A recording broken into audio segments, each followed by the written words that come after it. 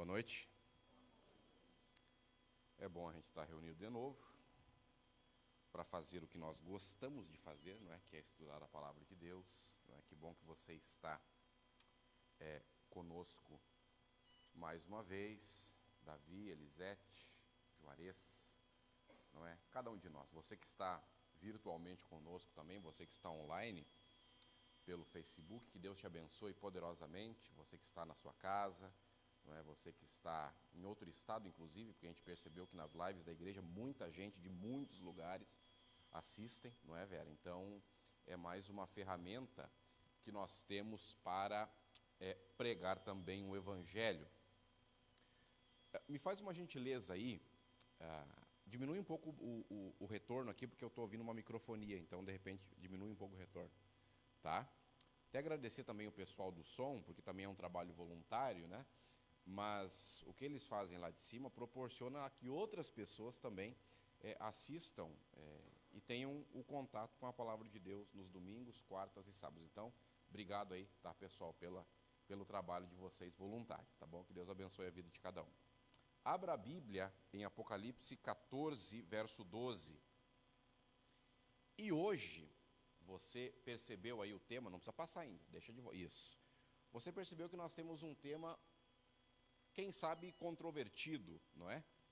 Porque ao passo em que nós estamos na igreja do Senhor Jesus nesta noite, conquanto nós estejamos aqui para celebrar o nome dEle, conquanto que nós estejamos aqui para bendizer, proclamar, anunciar o seu senhorio sobre nós, porque nós fazemos parte do corpo de Cristo, da igreja que consideramos biblicamente ser a verdadeira, eu quero, sem medo de errar, com 101% de certeza, dizer a vocês que o diabo também está levantando a igreja dele.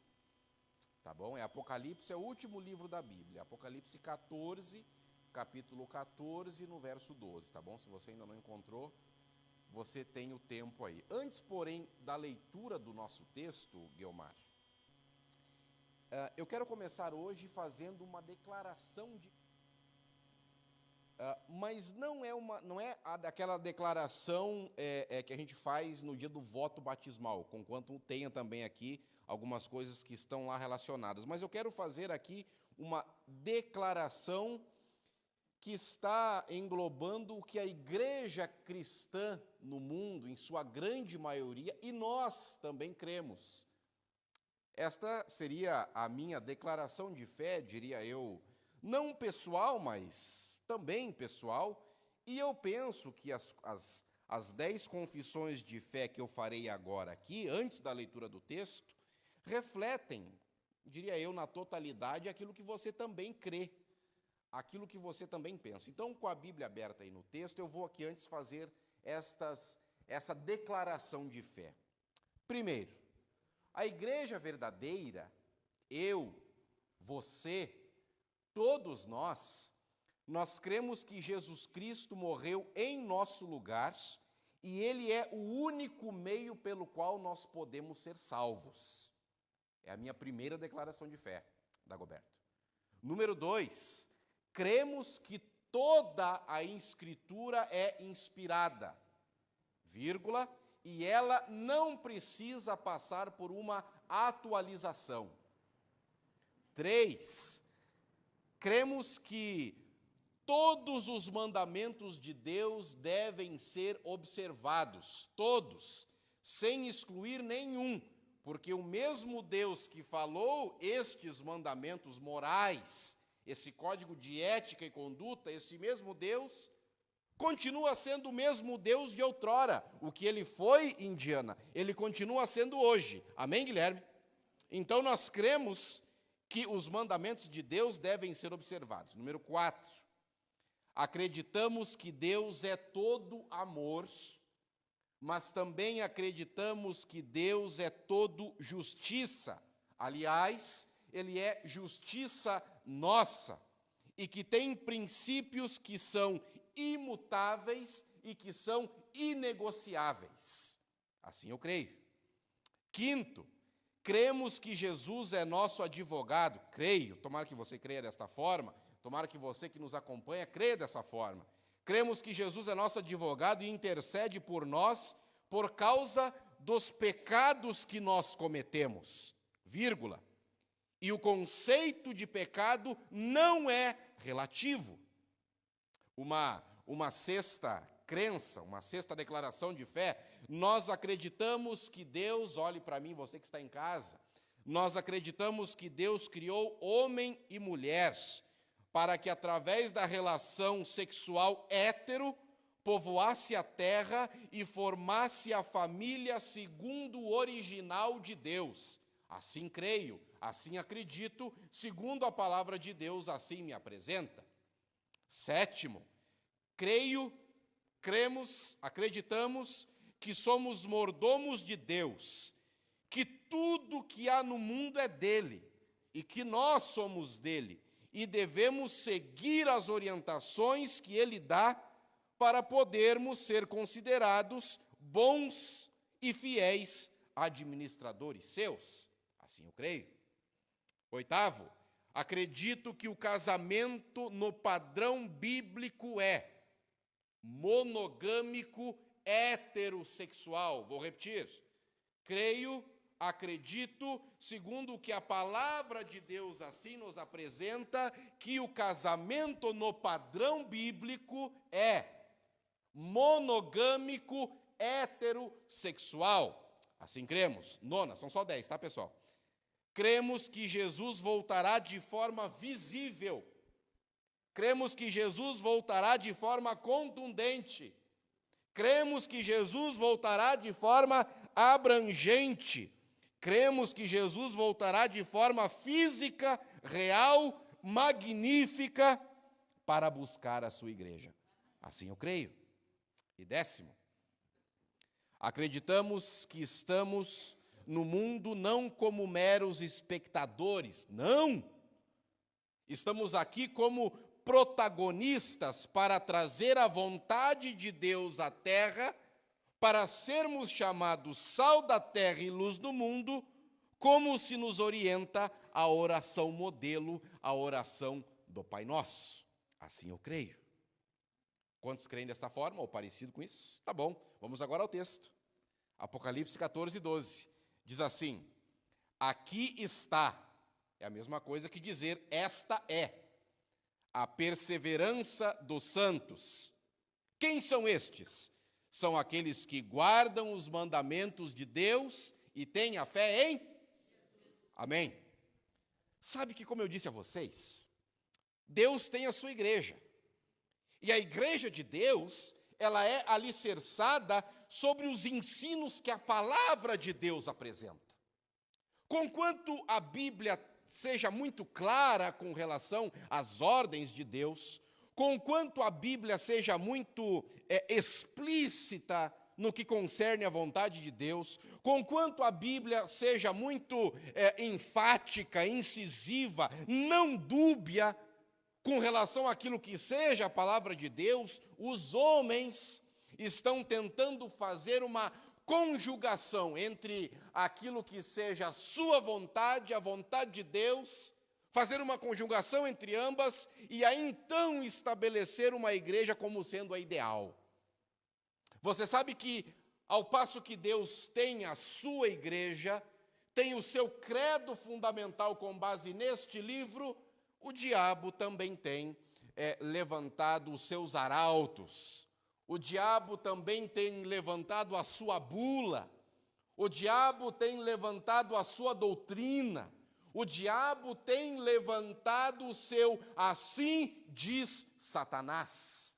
E ele pretende com isso criar uma igreja, criar um movimento, criar uma narrativa, criar uma proposta de sociedade que se contrapõe a tudo aquilo que a Bíblia apresenta como sendo o ideal, o padrão, o correto, o melhor para os seus filhos. Por isso que hoje eu vou te trazer aqui quais são algumas dessas ideias que a igreja de Satanás está tentando inserir dentro da igreja de Deus.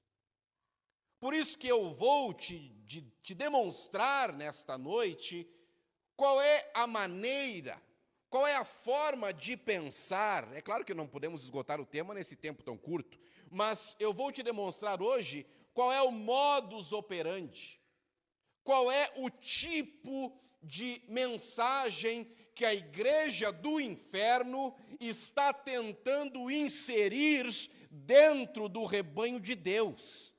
Qual é o modo de pensar que a igreja do inferno está tentando colocar dentro do seio da vida da igreja de Deus. Mas, junto com isso, eu também quero te dizer, com base naquele texto da Dagoberto que fala assim, que as portas do inferno não prevalecerão contra a minha igreja.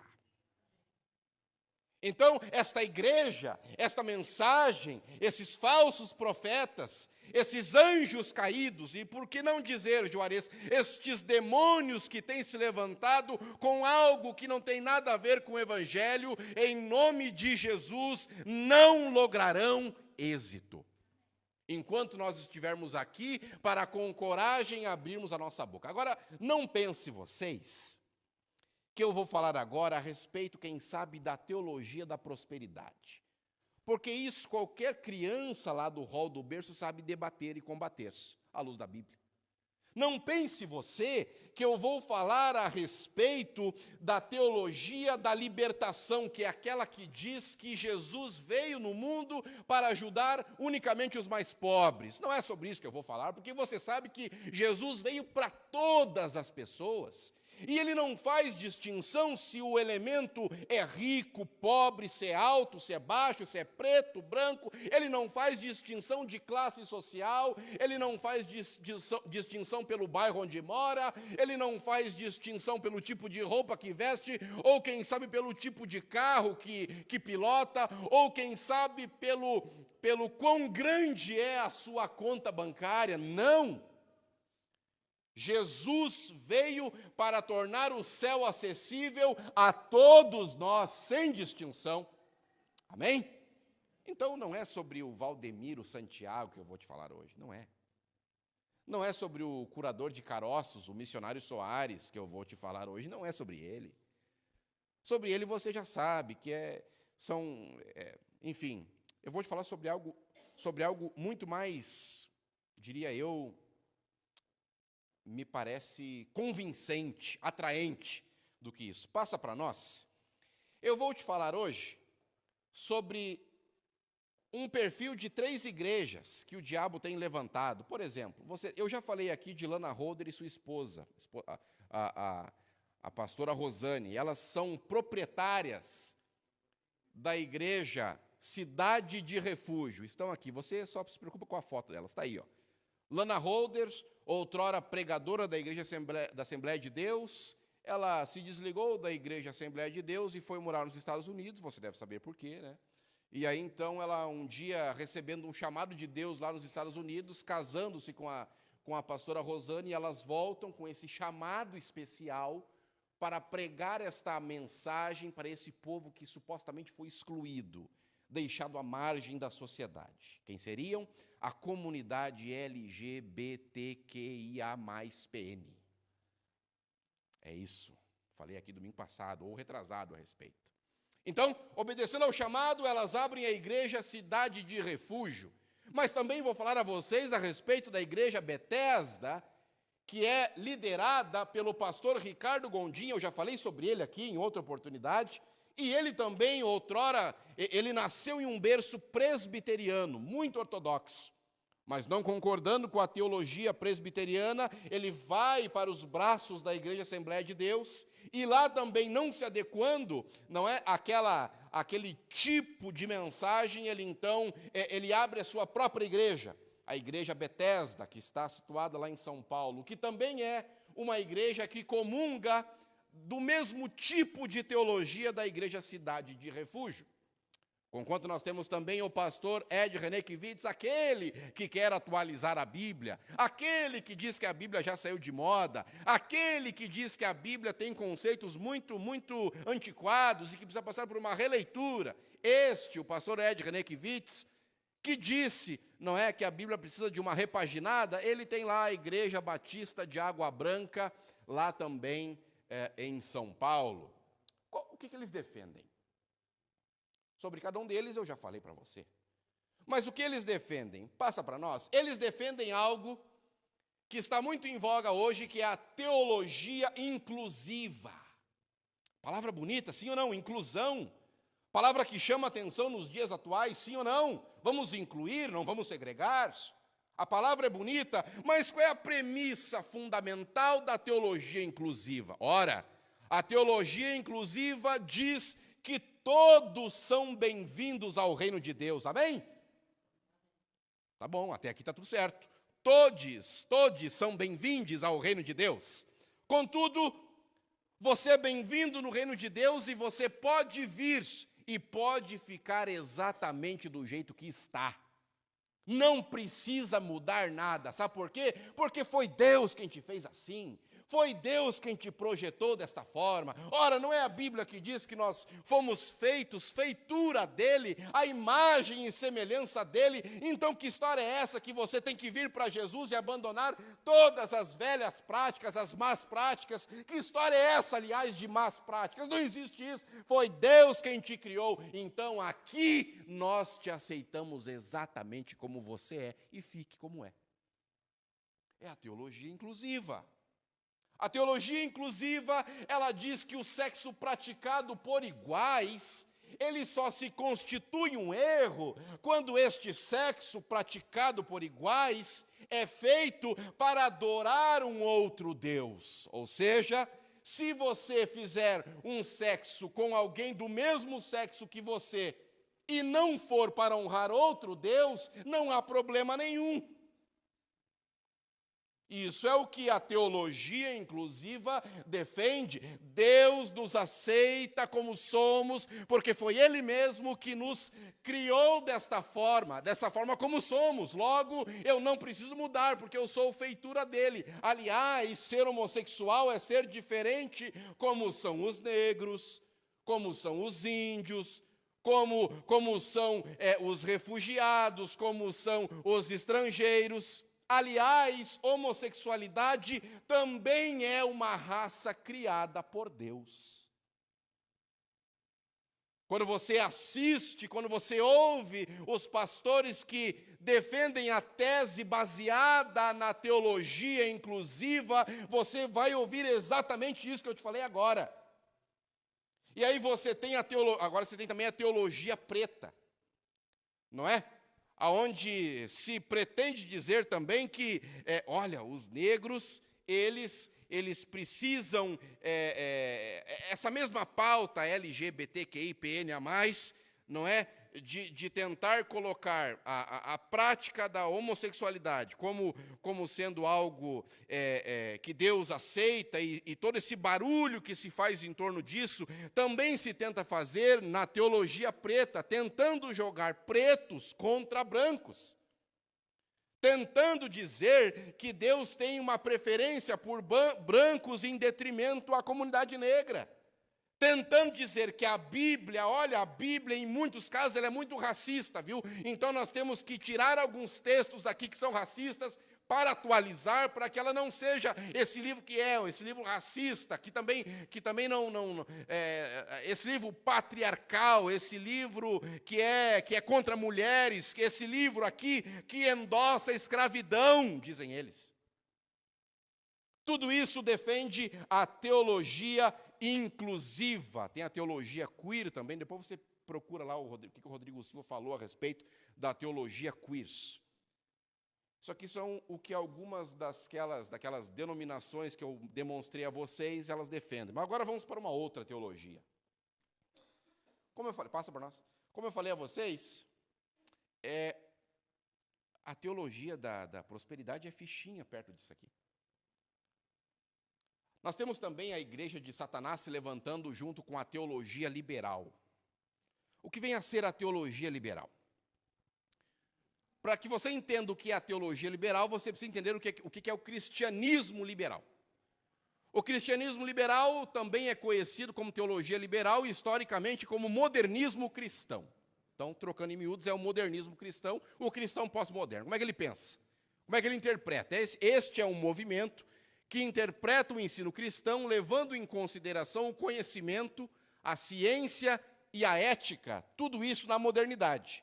Ele enfatiza a importância da razão e da experiência em detrimento à autoridade doutrinária, para que você entenda o que eu estou dizendo. À luz da teologia liberal, que é o cristianismo liberal, que é composto por cristãos que vivem na pós-modernidade e são influenciados pela visão pós-moderna de mundo, nessa teologia, você precisa pensar na sua experiência, você precisa pensar naquilo que te faz bem, você precisa pensar naquilo que te dá prazer, naquilo que é confortável para você. Se o cardápio que está sendo apresentado aqui é bom ao seu paladar, e isto que eu acabei de citar é mais importante do que a autoridade doutrinária. Ou seja, a Vera coloca o gosto dela, o Paulo coloca a preferência dele, o Davi coloca a vontade dele, a Marta coloca a opinião dela, o Dagoberto coloca o ponto de vista dele, e todos reunidos nós nos insurgimos contra o assim diz o Senhor. Porque é mais importante o que nós pensamos. Porque é mais importante o ponto de vista da Guelmar a respeito do tema. Porque é mais pertinente, é mais atual o ponto de vista do professor Alan a respeito de determinada situação do que o assim diz o Senhor. Então nós nos liberamos para fazer a nossa própria doutrina e o nosso próprio caminho a seguir. A isto damos o nome de teísmo aberto, que seria, na verdade, uma faceta do panteísmo. Você sabe que o panteísmo, ele diz que Deus está em todas as coisas. E o teísmo aberto, ele questiona a própria existência de Deus. Quem sabe Deus não seja aquilo que nós pensamos que Ele seja? Quem sabe Deus não seja esse ser que está em uma outra dimensão? Quem sabe esse Deus, Ele seja aquilo que nós temos visto e sentido ao nosso redor? Quem sabe essa árvore seja Deus? Quem sabe nós sejamos deuses? Quem sabe nós sejamos essa face de Deus? Quem sabe nós mesmos sejamos Deus? É o teísmo aberto, que entende que Deus, quem sabe não seja esse Deus que foi criado pela religião. Isso defende o teísmo aberto. O teísmo aberto, Dagoberto, ele defende que Deus ele deve ser repensado. Nós devemos, Elisete, repensar Deus. Nós devemos formar uma nova visão a respeito de Deus. Isso é teísmo aberto, mas não somente isso, a teologia liberal, ela como já falei, ela defende a não literalidade da Bíblia, e eu já falei aqui sobre isso. Na visão deles, Jesus voltará fora da história. Eu já falei sobre isso aqui em outra reunião, aliás, em algumas. O que é isso? A volta de Jesus é um horizonte utópico. E ele não vai voltar semelhante à declaração que eu fiz aqui no início. Não, já essa história de Jesus voltar, de uma forma que se vê em todos os lados do mundo, não, isso é uma história, isso não existe. Jesus voltar é você fazer o bem hoje. Jesus voltar é você ser mais inclusivo agora. Jesus voltar é você cuidar da natureza hoje. Afinal, ele não veio trazer o céu para a terra, então nós temos que fazer da terra o nosso céu. Isso é Jesus voltar.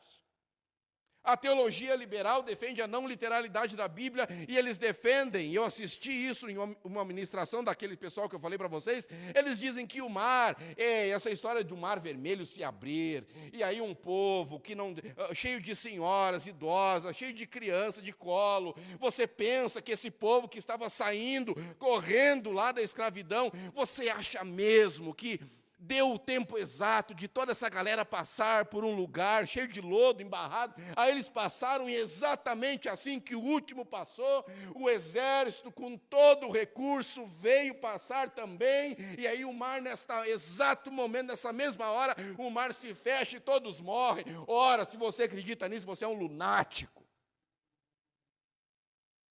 É isso que a teologia liberal defende, mas não somente isso, Jesus andar sobre a água, meu filho, você acredita nisso no século 21? Você acredita que alguém de fato... Você já viu alguém andar em cima da água?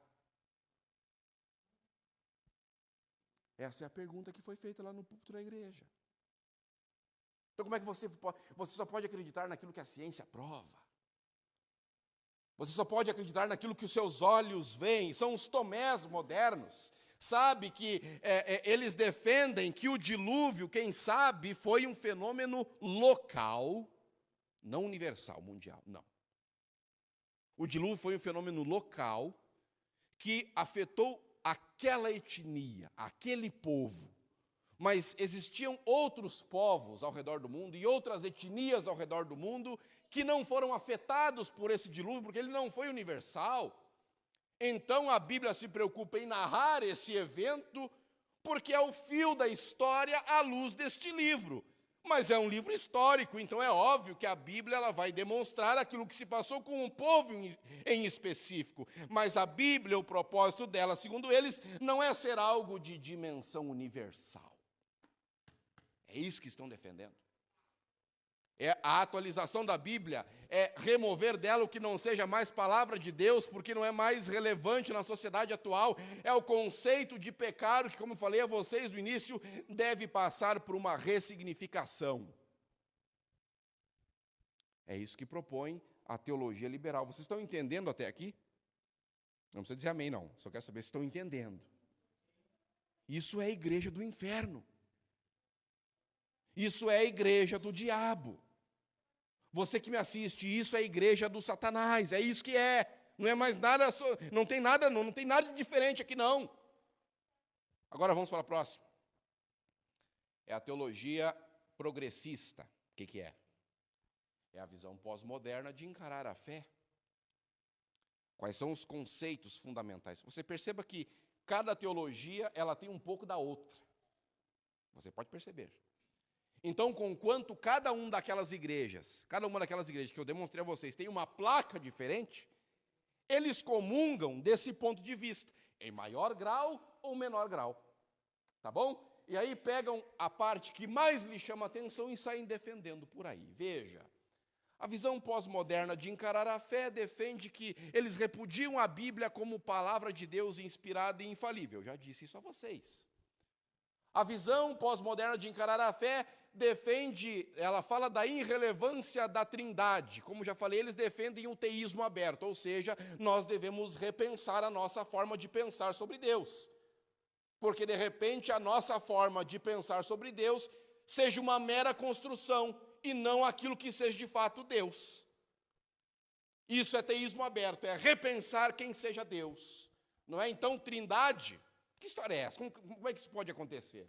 Eles também são indiferentes aos ensinos do pecado original. Não existe mais o conceito fixo, estabelecido do que seja pecado.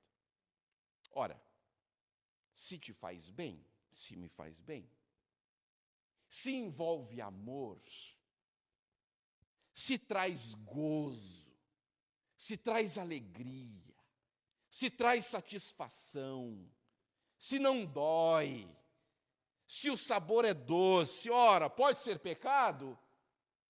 Algo que me faz bem, algo que me faz sentir bem, algo que me eleva, pode ser pecado? Ei, se você já leu esse livro, pode sim. Na visão deles, não. O conceito de pecado é relativo. Eles questionam o nascimento virginal de Cristo Jesus. Não importa se Jesus nasceu de uma virgem ou se Jesus nasceu de uma relação sexual comum, normal, não importa. Importa é o Cristo. E não a forma como ele foi concebido. É o que dizem eles. Fosse ele concebido por uma relação heterossexual normal, ele não poderia ser chamado de homem-deus. Ele seria somente homem. Eles dizem que o sacrifício expiatório, eles questionam o sacrifício expiatório e substitutivo da cruz. Sabe por que eles fazem isso? Porque eles não acreditam que a Bíblia é um livro assim inspirado, divino, que conta sobre coisas sobrenaturais. Então, nesse fio, nesse cordão, nessa linha de pensamento, a própria ressurreição de Jesus pode ser considerada alegórica, fictícia. Jesus ressuscitou. Você já foi em algum velório e viu alguém ressuscitar? É a pergunta que eles fazem. E essas igrejas estão cheias, estão lotadas. Rejeitam todo e qualquer milagre ou sinal divino. Tem mais um fenômeno, são críticos das igrejas ou são chamados de desigrejados. Para que você tem que ir a uma igreja? E aqui eu quero abrir um parênteses. Hoje eu estou vendo aqui um bom número, que bom que você veio hoje. E em nome de Jesus, o seu lugar, o lugar do seu filho, o lugar da sua esposa, o lugar do teu marido, o lugar de toda a tua família, sabe onde é que é? Na casa de Deus.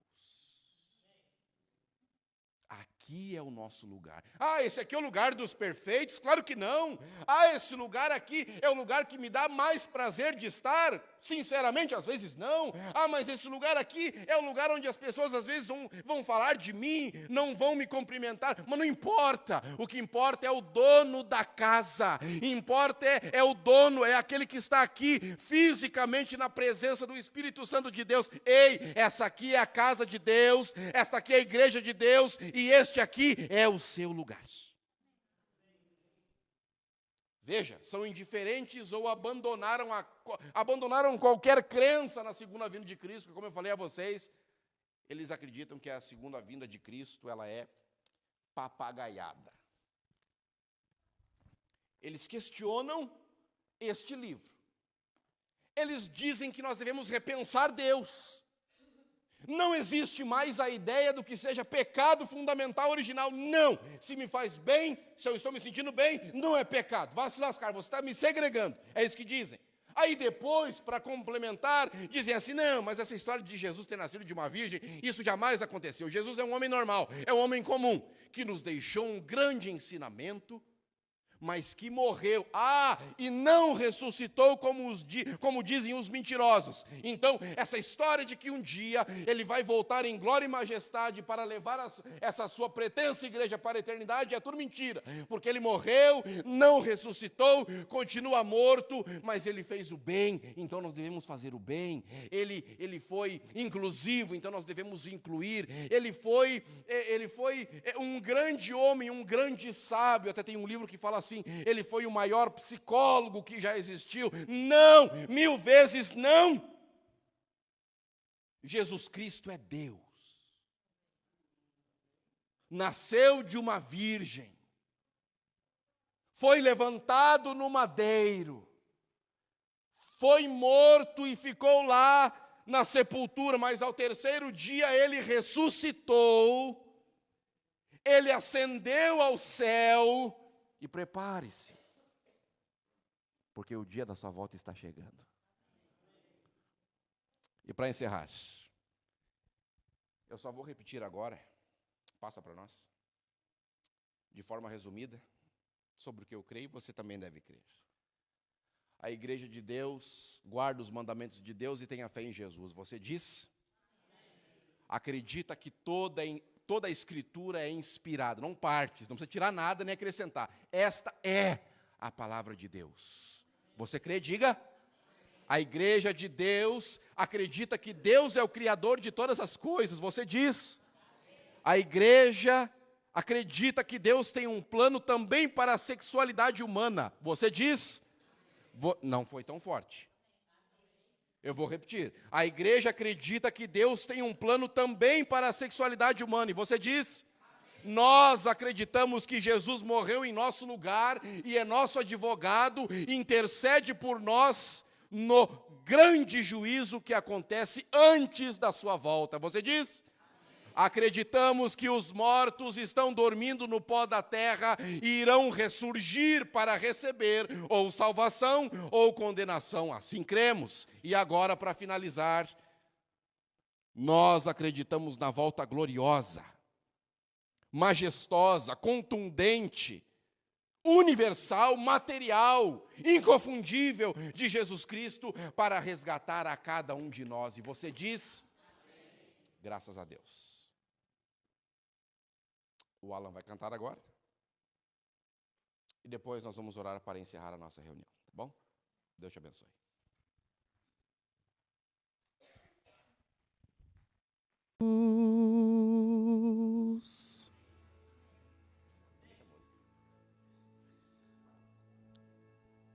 Senhor Deus, muito obrigado pela tua presença aqui na tua casa nesta noite.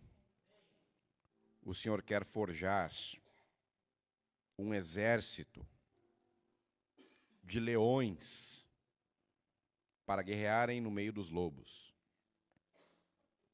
Nós estamos aqui para dizer que nós queremos fazer parte desse exército. Estamos aqui para isso. Mas nós sabemos que aqueles que estão, todos nós, e eu estou me incluindo aqui agora, Senhor, todos nós que estamos presos a algum pecado que a gente carrega há anos, que a gente gosta de cometer, esses não conseguirão vencer. Então, de forma muito humilde, nós te pedimos agora, perdoa os nossos pecados. A tua igreja se arrepende hoje de tudo que faz que é errado. A tua igreja hoje se arrepende de não cumprir o assim diz o Senhor. Por favor, perdoa cada um de nós. E depois do perdão, nos enche de poder. Nos enche com a tua graça. Nos enche de ousadia e coragem. Porque nós queremos a nossa salvação, nós queremos a salvação da nossa casa, nós queremos a salvação da nossa família, nós queremos a salvação de toda esta igreja, nós queremos que o mundo te conheça. Mas ele não te conhecerá se nós tivermos medo de te apresentar. Então nos usa com poder e autoridade, e nos ajuda a cumprirmos a tua vontade, através da nossa vida, outros venham a te conhecer. Obrigado porque a tua igreja, num domingo à noite, está repleta.